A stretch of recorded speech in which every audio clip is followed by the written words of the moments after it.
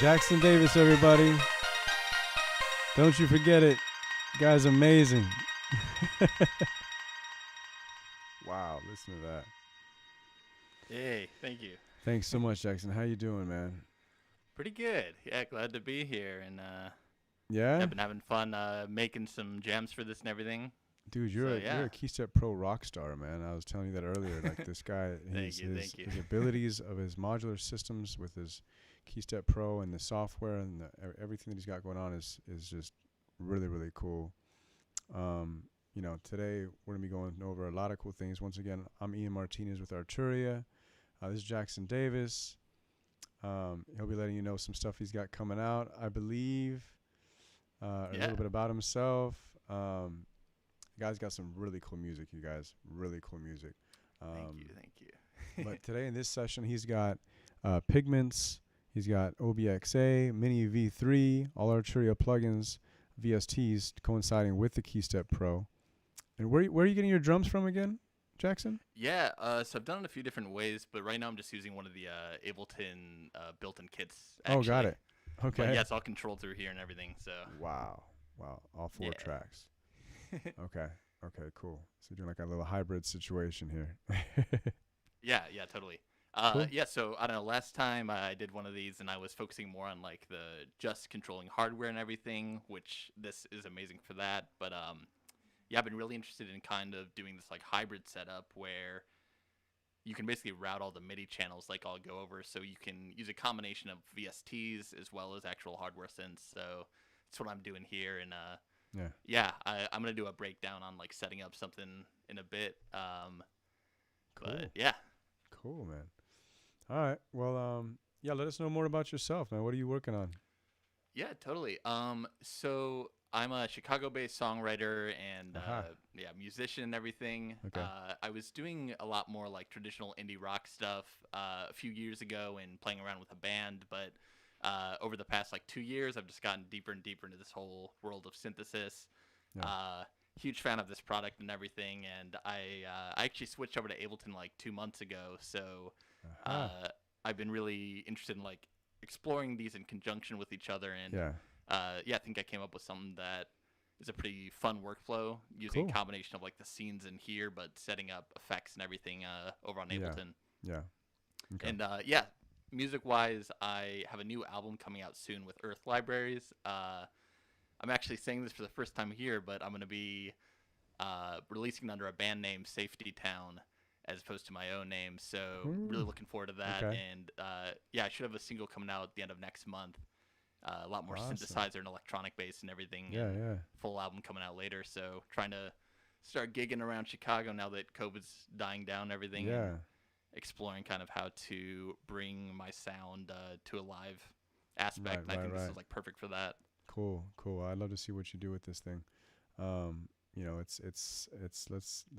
last demonstration, if everybody hasn't seen it yet, is incredible with the Keystep Pro. So make sure you check that out. And this will be the software integration as well, Livestream. So without further ado, go ahead and start getting to it. Yeah, totally. So if anyone was here last time, there will definitely be a bit of overlap, but I just wanted to quick like start off with in case anyone's new, like what the Keystep Pro really is. Mm-hmm. So basically, you have 4 sequencers in this MIDI controller, which is a lot different than others. So this is, it's for controlling other instruments, and the Keystep Pro in particular is really cool. Let me change my little camera angle. So figured out how to set that up.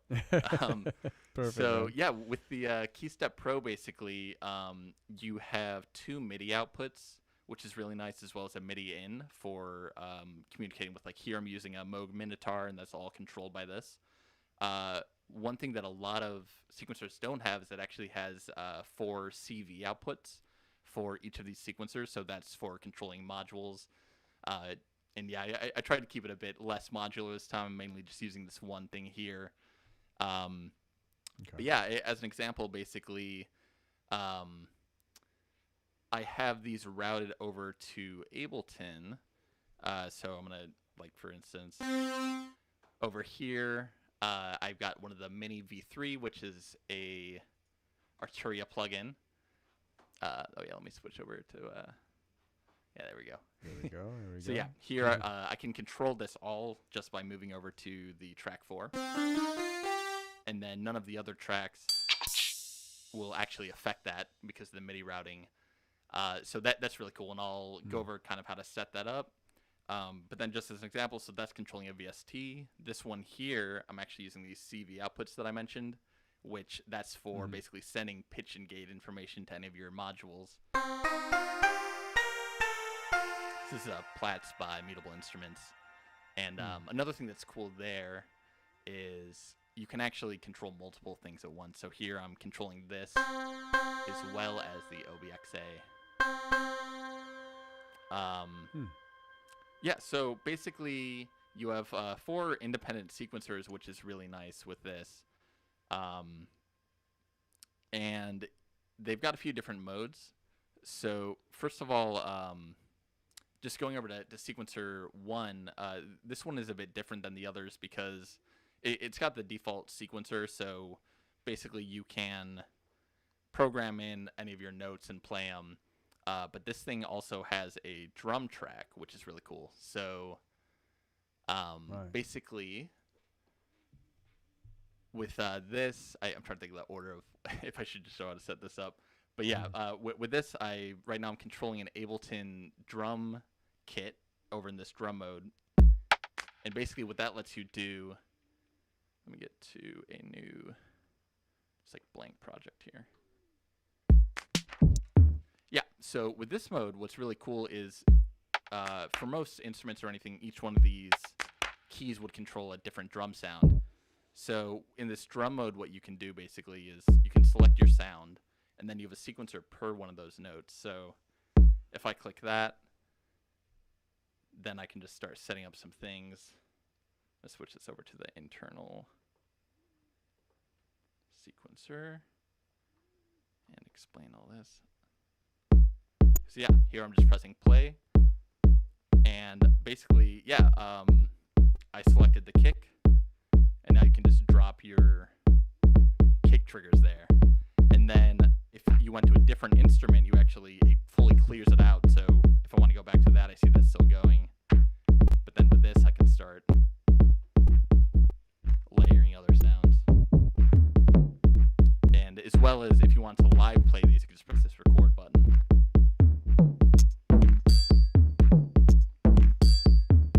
So yeah, I'm a really big fan of sequencers in general and everything, and this one's really cool because it allows you to both just kind of like drop the notes up here or actually play them. And then for something like, here, let me mute this.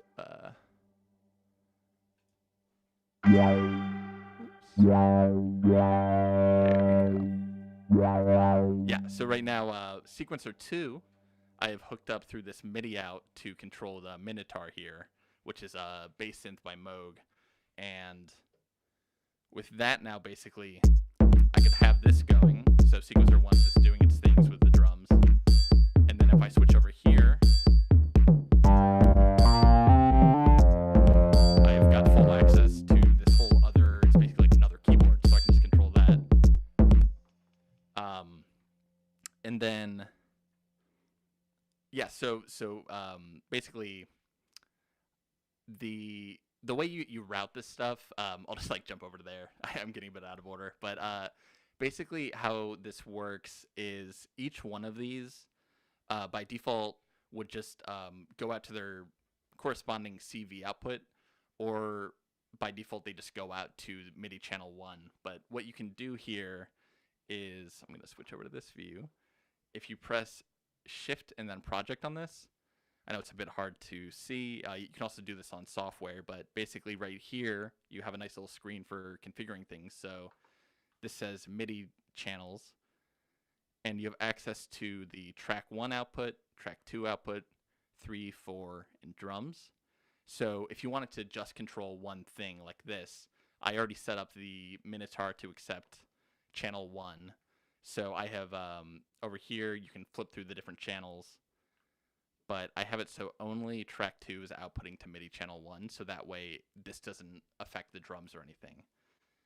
And then, yeah,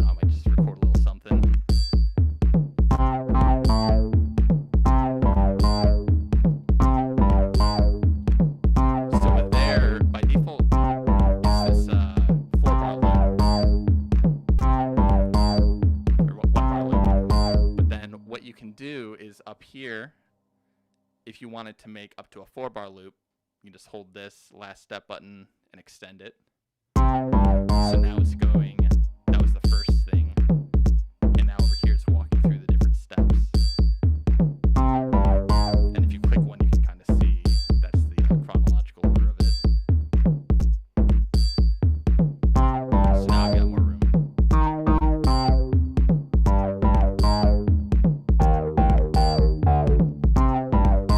And yeah, just like that, it's really easy to start building all the tracks. And then what's nice about that is since this is all MIDI information, then you still have full control to just mess with your knobs or anything.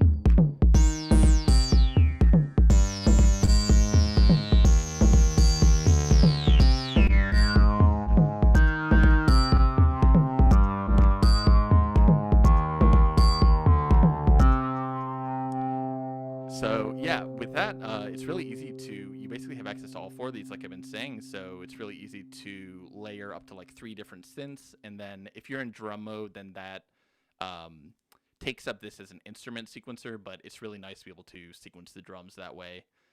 And then I'll get to another one of my favorite features about this that a lot of other sequencers don't have, is you have access to this roll pad basically. So I'm gonna mute that bass, so now we're just back to the drums. So yeah, we've got our drums playing, and here with the white, you can see the current step it's on. Now, when you start messing with this thing, it'll repeat parts of the sequence. So basically, if you hold all the way on this left here, let me scoot this up a bit, it's repeating the last 4. This one repeats 2. This will repeat the current step, and then this will double it. So during that little intro jam, this is something that I've been really having fun with, is you can just have a sequence going and then start really playing with it, which I think it fits really well with drums.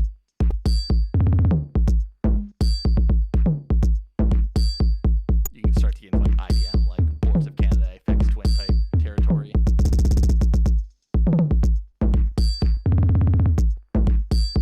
So yeah, that's been really cool. And then by default, that actually applies to everything.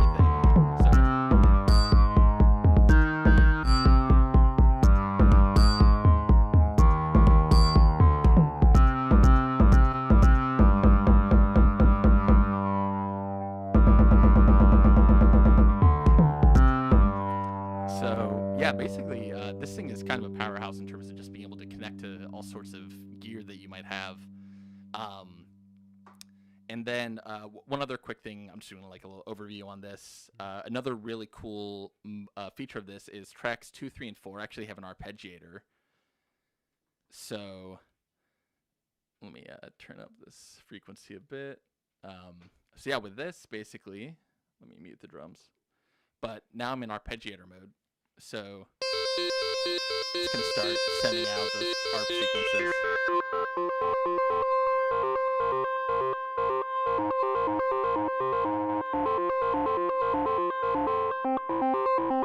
And then if you press this hold over here, we'll just start going.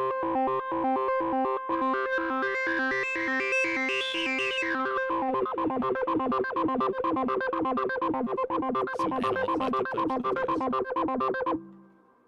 Yeah, so basically with all these features, I like for that intro jam, I was just able to control all this stuff at once.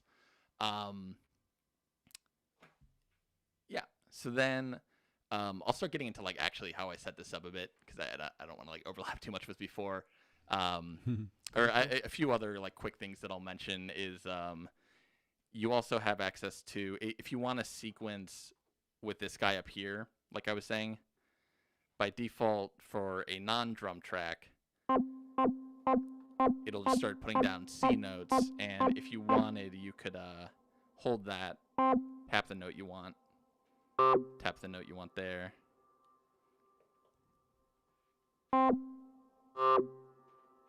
one second. I had that hold feature on. There we go.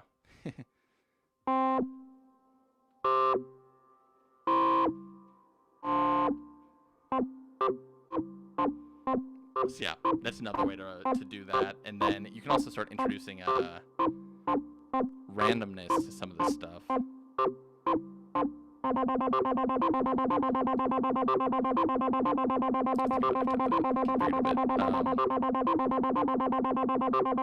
So yeah, there's a lot of different ways to use this. And then also another cool thing is if you're in the Arpeggiator mode, I just found this out recently, and you start cranking this random knob, you'll start getting octaves.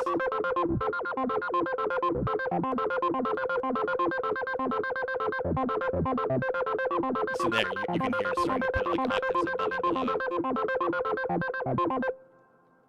Cool. Yeah, I'm trying to think of other things to quick cover before I get into like this actual setup and everything. But yeah, basically you've got the roll pad, you've got the 4 sequencers, all these different output options. You've access to different octaves over here. I've got a weird little... So if you want different octaves, you can do that there. You've got full tempo control and everything, obviously. And then another thing is if you're sequencing this way, if you want that note to be longer, you can hold a step. And up here, you have access to the pitch, gate, and velocity if you want to do it this way. So the gate would be the duration of this note. So just by holding that, I can basically tell it how long I want that note to be. So yeah, lots of really cool sequencing features, and I really like that it's super configurable just right on the screen. You guys have a really cool like software pack for controlling everything from there, but I'm always very hands-on with all this. Yeah, so getting into Ableton, I'm gonna open up a new thing right here. You might lose my voice for a second with the way I've got the audio routed. Let's see.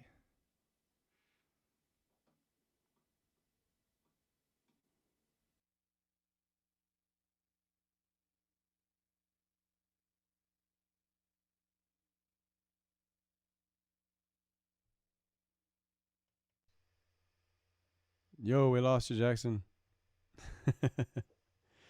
Where are you at? This guy's a pro, though. I'll tell you, he's always. There we go.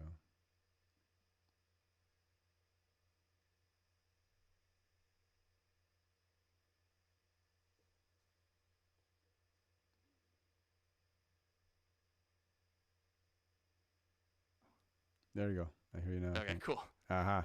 If anyone wants, by the way, this took me so long to find, but this is a Reaper plugin that's free, and it lets you send stuff to like OBS and everything. Wow. There we go. Cool. Thank you. Preset up. Cool. Yeah. So this is just a blank Ableton file, so I can kind of walk through how I set up a lot of this stuff.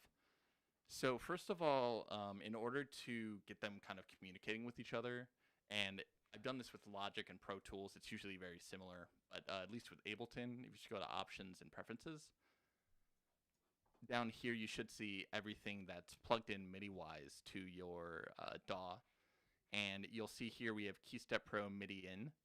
For Ableton, at least, it splits up the functionality between track, sync, and remote. So track is basically allows Ableton to receive the MIDI notes themselves. Sync would be if you want the Keystep Pro to control the actual tempo of Ableton. I usually do it the other way around, where Ableton's sort of the master clock. And then remote, I haven't done a lot of this, but you can sort of set up like different MIDI CC messages to control different aspects of Ableton. So to get this to work, basically, you want at least track, remote, and I guess doing sync wouldn't really hurt for the in. And then for the out, this is what Ableton can send over to the Keystep. So again, I have track, sync, and remote. So sync is kind of the main thing that I'm doing here.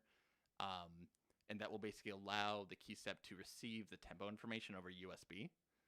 And again, this is all plugged into Ableton just from a regular USB. So now that that's set up, back over here, sorry, I can't really see the screen too great, but under the Shift project, you can go to Sync, Input, Source, and then you have different options.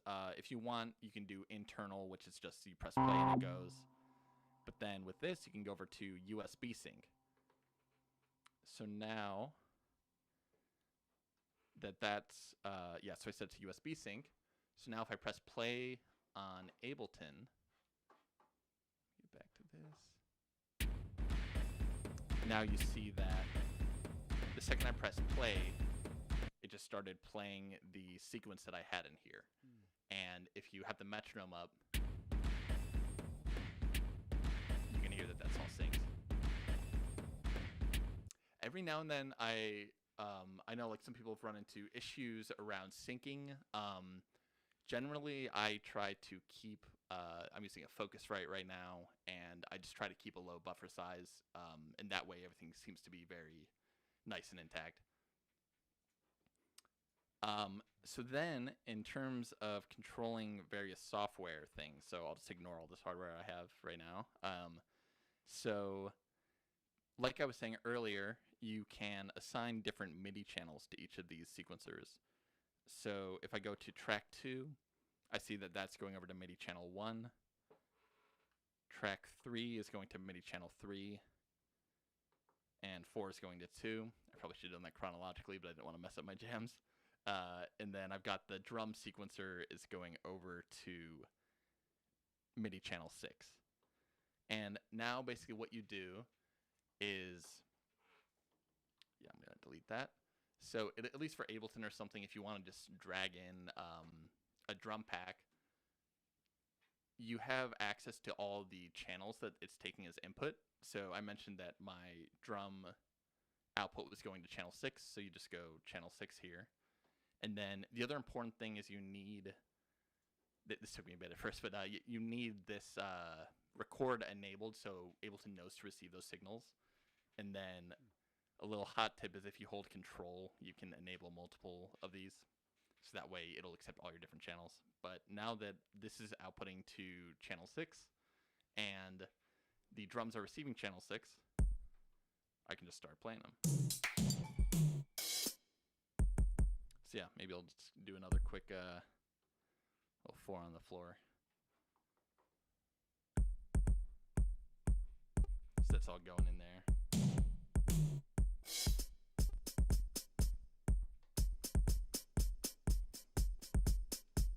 It's also nice because you'll hear it's taking the velocity information as well. So just a basic little drum beat. And then like I was saying, with this MIDI thing, since it's not audio, it's just sending these signals live, you can do all the looping. Yeah, if you press it when it's not currently on a beat, that's when it'll stop, but you can kind of get cool stuff happening through that. Cool. And then, yeah, basically, likewise now, I mentioned that channel 3 was outputting over to output 3. Double check that. Yeah. So let me turn down this module here. There we go. Yeah, I had to control multiple things. But yeah, so here I set channel 3 to output over to MIDI channel 3. So then you can drag something in like this is the Arturia Whirly. And it's nice. You've got now only when you're in this mode. So you'll see that's the Moog still if I turn that down. So you see that's doing nothing. That's doing nothing. But then I just want this to control the whirly. So now you've got the full access there. And yeah, they're pretty nice full size, or not quite full size, but a lot bigger than a lot of stuff that I've played on. So I play a decent amount of piano and everything. So I found these really comfortable. And yeah, no, I'll just start like building a little loop here. So I can just press play. Got that all going. I'm going to set this over to a 4-bar loop. Just press record.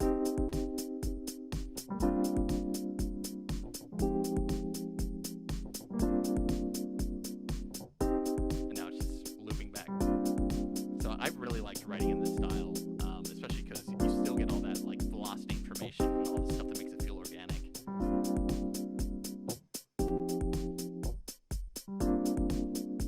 And then likewise, if you wanted, if I switch over to Arp, it disables the sequence, but you've got the full access to the Arp channels with this MIDI.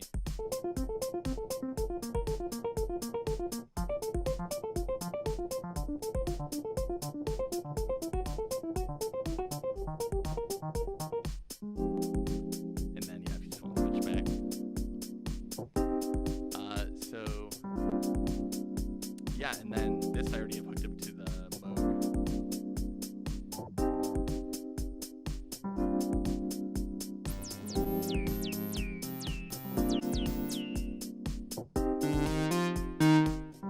Yeah, it's really nice because I can just track 2 is fully independent to start laying down a different sequence for that. Let's see if I don't quite remember what chords I just played, so let's see what happens.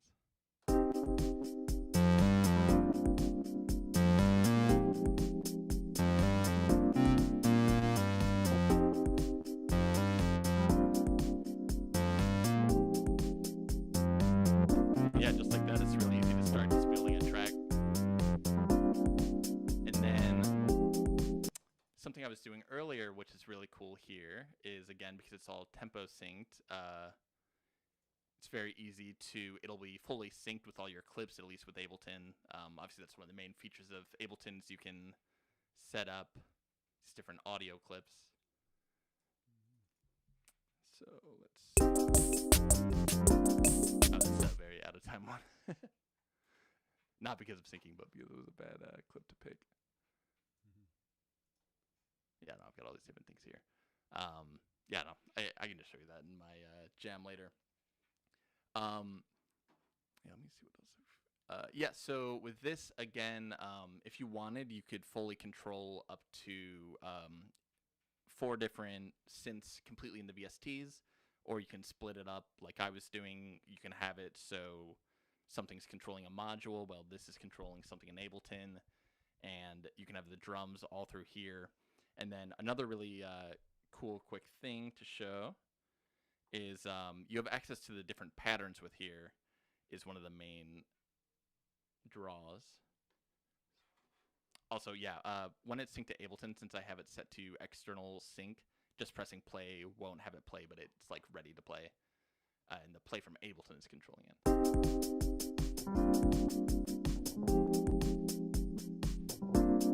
So yeah, basically with this, like I was saying, that's all going through. And you'll see that these all say 1. But now if I want to go to a different pattern, so now this is empty, because I switched over this to a new pattern.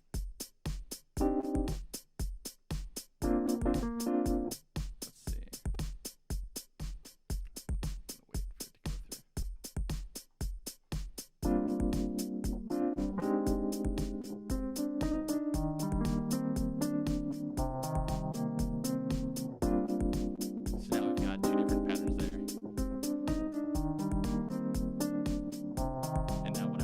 Back. Now we're back on pattern 1. So that's a really cool way to set up. Yeah, you can basically have all the different patterns for your songs just ready to go and switch between them.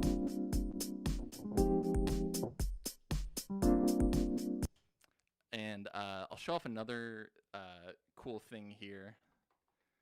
Sorry if I'm explaining things in weird orders. But yeah, so I'm going to make another quick drum pattern just to show that off.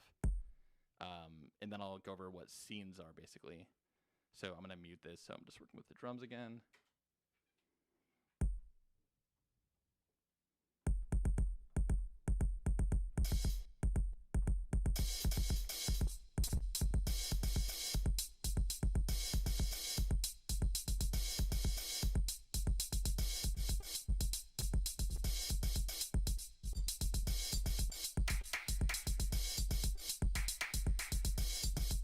Cool. Yeah. So what I'm showing off here basically is you also have access to a very cool thing called scenes. So if I wanted my song to start off with this pattern and these two muted also, you can basically do save scene, and then you have access to all these scenes. And what that does is here, I'll set up the other to make it easier to explain. So I want my second scene to be this pattern 2. So instead of having to press both these at the same time to like switch the patterns, I'm going to set up a scene. So again, save scene, this will be scene 2. So now if I do scene 1, it saves all these mutes and knows that scene 1 is pattern 1 for everything. And then scene 2 will switch them over to that. And now when you're playing,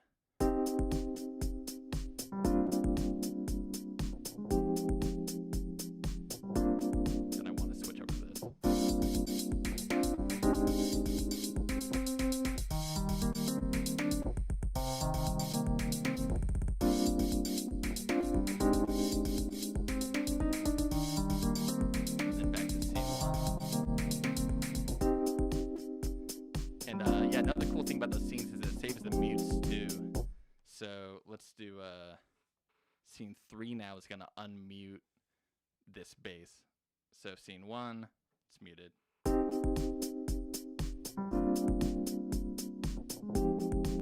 let's switch to scene 3.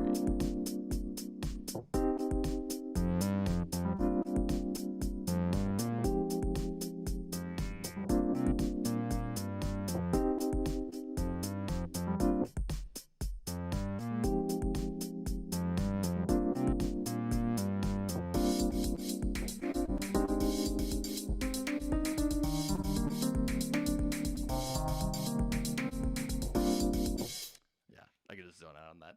But yeah, so that's basically how I did my intro jam. Is you can set up all these different scenes if you want to just start off with the drums, and then obviously you can just manually change these patterns or mute and unmute. But it makes it really easy to just, because that all saves in here. So when I save this project, then I can just boot that up and all that MIDI information is ready to go.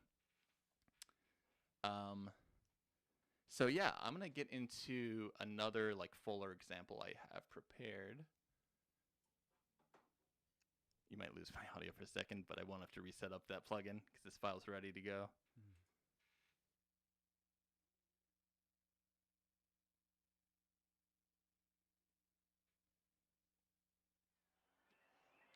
Got some birds going. Get rid of those. Cool. You guys can hear me, right? Yep. Okay, cool. Yeah, so this is going to be a jam that I kind of do at the end, but I thought I'd walk through it a bit. So with this one, another cool thing about here is I mentioned projects earlier. So you can save all these different patterns and scenes like I was saying, but you also have access to 16 projects on here, which that gives you a totally independent set of patterns and scenes and everything. So this one, I just went over to Project 15, which I had pre-set up with this, and I've got all these scenes laid out. So yeah, with this one, I'll go over something cool that I was just messing around with yesterday, and is another example of how to use these sequencers in a cool way. So let me switch this over to internal sync again. And then also turn up these. Cool. Yeah, so for this example, I have track 3 controlling this Plats module as well as Pigments, which is a really cool VST you guys have with all sorts of synth engines. So I'll leave that up. But I've been really interested in trying to explore more like ambient type of things, and I think this is a really cool example of how the whole hybrid approach works really well. So I'll play this sequence that I have forward, and basically by default sequences play just sequentially. So when I press play, got some delay going. Yeah, so this is the sequence that I laid out. But another really cool thing you can do, which I did for this song, is if you hold shift, there's actually different ways to play through your sequences. So there's also the possibility to randomly play the notes in that. So if I go over to shift random, now it's just going to randomly hop around and pick between these notes, which started to get into really cool like ambient territory. So now, if you look over here, it's just like going all over the place. But all the notes that I set up are in the same key, so it sounds good. So that's what I had set up for that track. For the track 2, I have it controlling the Moog. So I've got patterns like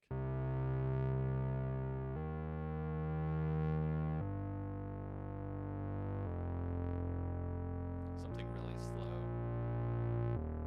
It's going for a bit more ambient here. And then I also mentioned before that you can do up to a 4-bar loop, but it's actually kind of more than that, because if you hold shift, you can set different time divisions of how frequently it steps through the sequence. So by default, it's each one of these is a 1/16th note. But with this, I set it to 1/8 note, so you end up with like an 8-bar loop. Then if I'll do that against the metronome to kind of show that.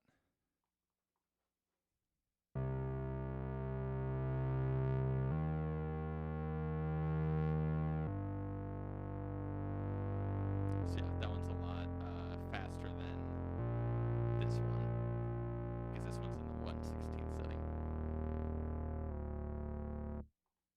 So then I've got that going. This guy.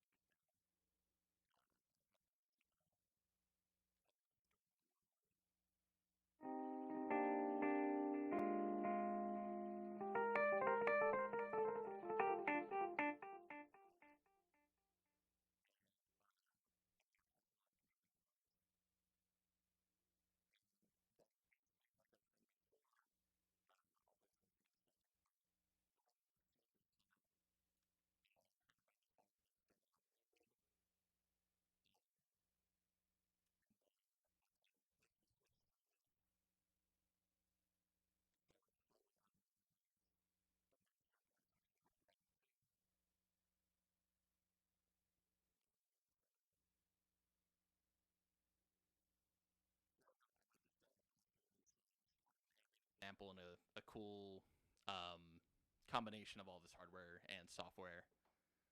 I also have a few clips preset up just with drums, and in the corner I have a little Novation Launchpad, which I'm just using to kind of trigger those. But yeah, so I'll go over to scene 1, mute myself, and play some ambient stuff.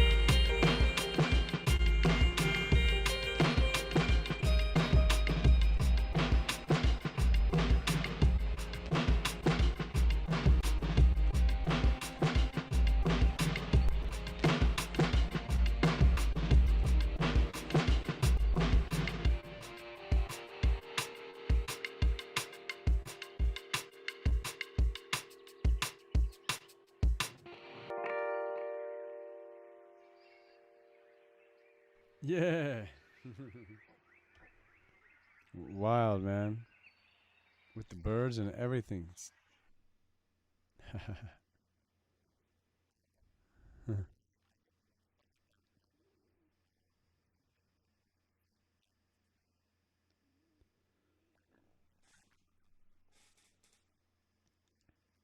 Yeah.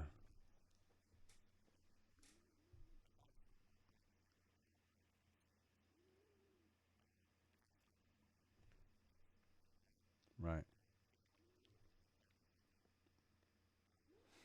Dude, super cool. No, that's great, man. Just the whole the jam abilities that you have, and just live performance type stuff. And coming up with stuff on the fly, fast, quickly. And once you get the quick keys together and the workaround and the workflow of the board, you can do so many things. Polyphonic thing like the whirly, you can have. Let me pull that up again. Let me just do.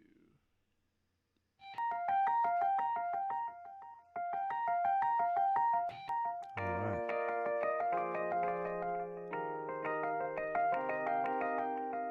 On the same track as it's going, you can still play other notes.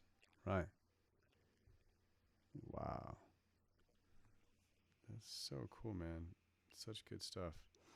Any questions, anybody from the nice people listening? Anybody anybody out there in the ether in the world like to come and give us some questions? We'll also be available after the fact, after this video goes post versus live, and you can go ahead and ask any questions. We'll get right back to you.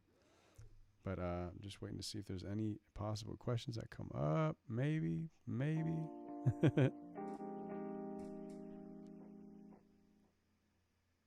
Yeah, man. Great setup. Yeah. Just wait till you get your hands on the Pigments 3 update. I should say free update from Pigments 2. Yeah, it's really wild.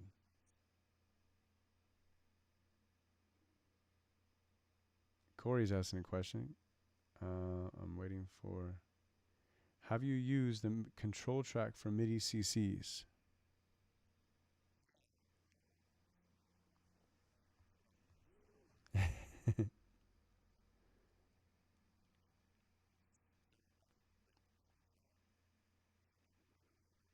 No, it sounds good. Maybe it's only on your end. He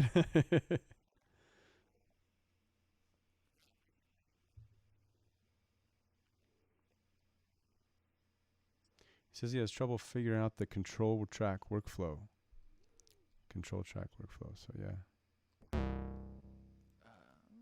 Sorry, Thanks, Corey. Cool. Yeah. Let me just double check if this works. I might have configured my. I think it's a little funky, but basically, what you can do is if you're on a track, and then let me just clear that. You can go to like track 4, which was the whirly, and then go into control mode. And then, as far as I understand, if you go over to, at least this is like an Arturia thing, any different plugin would have a way to configure the MIDI, but with here, if I wanted to have it control this, oh no, hold on. Let me make sure I've got this set up right. But yeah, you are able to, sorry, I think I've got, I need my MIDI channels to be. The same MIDI channel.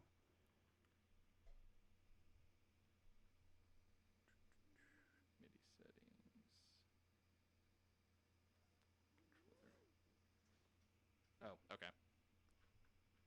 Here we go. I think that, yeah, so it looks like under the controller global MIDI channel, I had mine set to 8.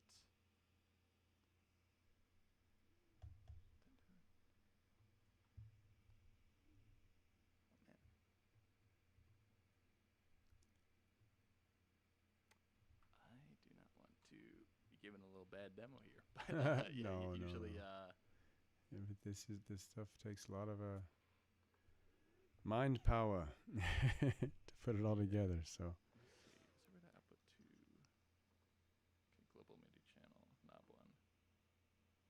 Channel. Global. Let me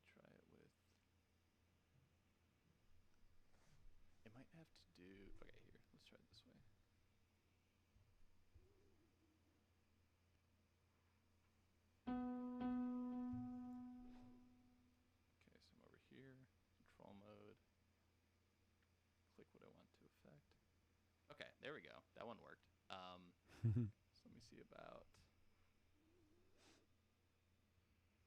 Those might just be already pre-configured.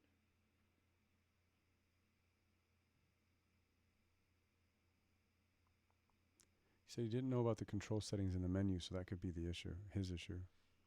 Yeah, I've definitely I've done this like quite a few times, and I think something about the way I just like set up these MIDI channels is messing it up. But Okay. yeah, usually what you do is in any of these tracks, you just go into control mode, and then you just need to make sure that the VST is accepting the same MIDI channel that you're trying to send it for the CCs. But yeah, then I think this one that looked like it worked because that one's now red. Let me see if that's.